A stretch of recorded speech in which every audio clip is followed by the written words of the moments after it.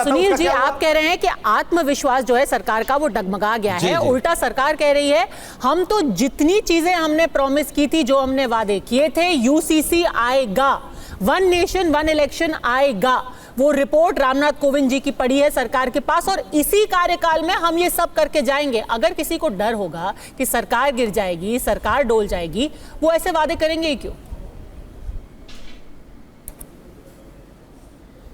देखिए पद्मजा जी, मैं केवल एक बात कहूँगा, भारतीय जनता पार्टी का जो डायलॉग है ना, आप अगर उस पर भरोसा कर गए तब तो फिर आप बीजेपी को नहीं समझ पाएंगे। इनका बहुत पुराना डायलॉग था गरीबी को लेकर के, इनका डायलॉग था महंगाई को लेकर के, बेरोजगारी को लेकर के।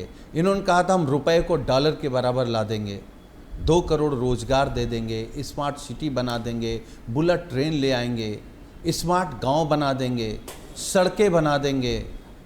इनमें कुछ हुआ है क्या? अगर हुआ हो तो हम मोदी जी की ये बात मान लें।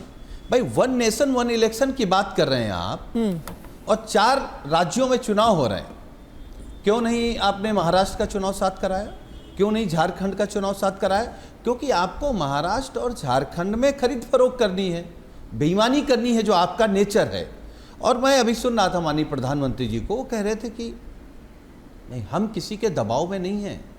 अगर हम पर प्रेशर है तो बेरोजगारों को लेकर के, आप पर अगर बेरोजगारों का प्रेशर होता तो रोजगार आप निकालते। अगर आप पर प्रेशर महंगाई का होता तो महंगाई कम करने की बात करते। आप पर अगर प्रेशर भ्रष्टाचार, आज माननीय मोदी जी गुजरात में है ना, गुजरात में अभी हम रिपोर्ट देख रहे थे आपकी चैनल में, जो 100 साल के लिए पुल बना था वो 3 साल में टूट गया है, जर्जर हो गया है। कहाँ गया पैसा? ये सड़कें टूट रही, पुल टूट रहे हैं, एयरपोर्ट टूट रहे हैं, एक्सप्रेसवे टूट रहे हैं।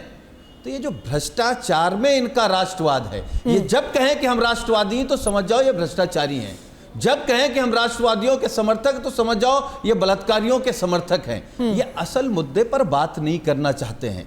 आप इनसे कहिए ना, इनसे पूछिए जाति जनगणना कराएंगे कि नहीं कराएंगे। यू टर्न हम लोग नहीं कह रहे हैं भाई, आप लगातार यू टर्न ले रहे हैं तो हम कह रहे हैं यू टर्न। आपने 100 दिन में क्या किया? अजय आलोक, नाम बड़े और दर्शन छोटे किया है। और एक काम और सुनील यादव कह रहे हैं कि सुनील यादव कह रहे हैं कि ये बात ही एक जुमला है कि हम दबाव में नहीं है। पद्मजा जी, मैं आज नेगेटिविटी करना नहीं चाहता था, लेकिन क्या करूं, कोई उपाय बचता नहीं है। जब तक आईना नहीं दिखाया जाए, ये लोग मानते नहीं। अब सुनील भाई हैं, पढ़े लिखे आदमी हैं, सबकी सुनते भी हैं, तब अपनी बात कहते हैं। आज पता नहीं क्या हो गया। अभी करण जी ने उनको बताया कि रिटेल इन्फ्लेशन इंडेक्स सबसे कम है, तब भी कह रहे हैं महंगाई कम नहीं हुई। अभी सुनील जी ने बताया कि करण जी ने बताया कि रेलवे का इंटीग्रेटेड कॉरिडोर योजना में 4.75 मैन पावर एम्प्लॉयमेंट जनरेट हो जाएगा अगले 3 साल में। सुन ही नहीं रहे।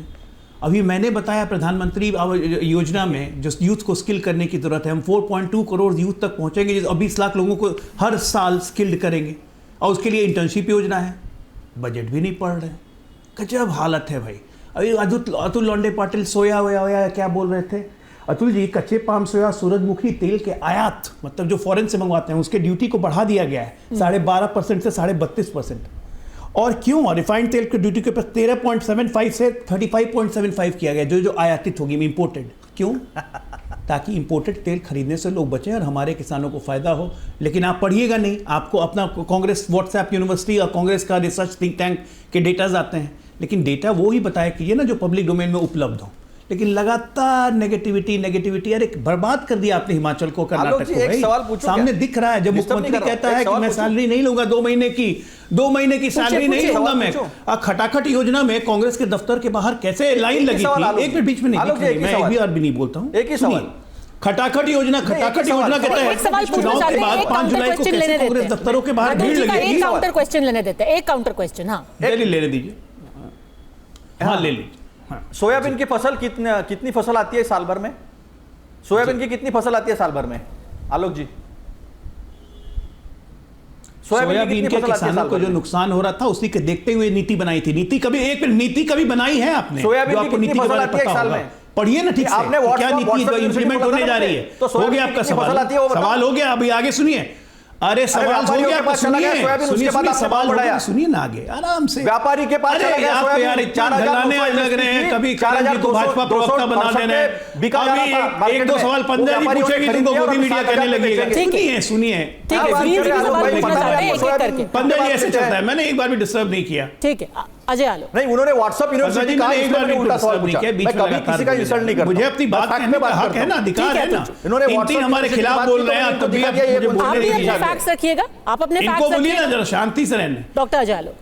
गलत आंकड़े मत डालिए, गलत आंकड़े नहीं, मैंने तो सवाल पूछा, आपको पता ही नहीं डॉक्टर। उसके बाद सुनील भाई ने कहा कि सड़कें कहां बनी, आपको पता ही नहीं है, सड़कें गई। अब सुनील भाई को बोल रहा हूं भाई, आपको नहीं बोल रहा हूं। सड़कें कहां बनी, सुनील भाई बोल रहे हैं सड़कें कहां बनी। सुनील भाई गाजीपुर से आज लखनऊ पहुंचने में 2.5 घंटे लगते हैं, जिनके 2.5 से 3 घंटे। सड़कें नहीं बनी तो ऐसे ही एक्सप्रेस वे पर फराटे मार के पहुंच गए, और लखनऊ से दिल्ली नोएडा पहुंचने में आपको मात्र 2.5 घंटे लगते हैं। सड़कें नहीं बनी तो ऐसे ही पहुंच गए। खुद ही आपके अखिलेश जी ने बनवाया भाई लखनऊ आगरा एक्सप्रेसवे, कम से कम वो सड़क तो मानिए। अगर पूर्वांचल नहीं मानते हैं तो बुंदेलखंड नहीं मानते हैं तो गंगा एक्सप्रेसवे नहीं मानते हैं तो अपनी सड़कों को भी भूल जाते हैं। क्या हो गया है? नेगेटिविटी की पराकाष्ठा पे जा रहे हैं। सुनील यादव जी, ये नेगेटिविटी है, चुनाव आते आते काम हो रहा है, लोग जानबूझ के देखना नहीं चाहते, नेगेटिविटी फैला रहे हैं। देखिए नहीं देखिए, नेचुरली मैं तो बोल रहा हूं, हाथ कंगन को आरसी क्या चाहिए, जाके देखिए सामने।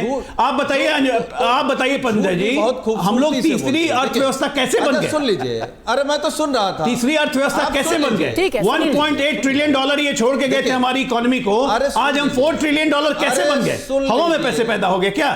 सुन लीजिए मनमोहन सिंह ने कहा था ना कि हवा में छड़ी घुमाने से पैसे नहीं आते। सुनील जी, ठीक है सुनील जी, हमने तो करके दिखाया है।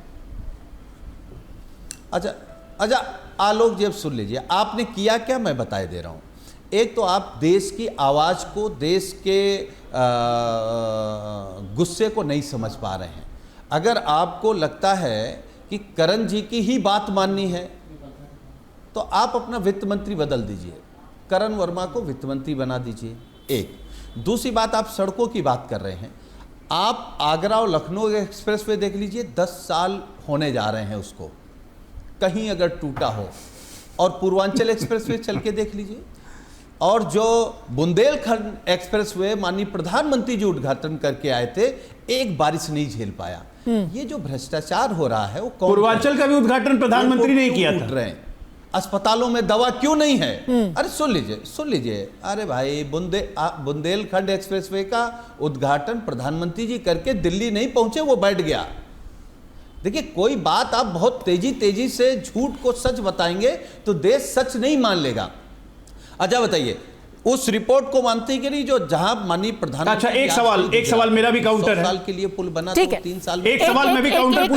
एक काउंटर सवाल डॉक्टर अजालो, एक काउंटर सवाल। आपको क्या क्या लगता है?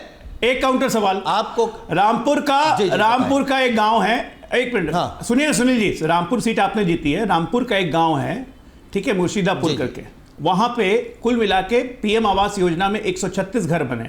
136 में से 132 घर मुसलमानों को मिले। ये किसने किया? समाजवादी पार्टी ने किया कि हमने किया? 1 करोड़ अभी तक 4 करोड़ घर हम बना के दे चुके हैं प्रधानमंत्री आवास योजना के तहत। 3 करोड़ और घर बनाने पे काम शुरू हो गया है। ये कौन कर रहा है? हम कर रहे हैं कि आप कर रहे हैं?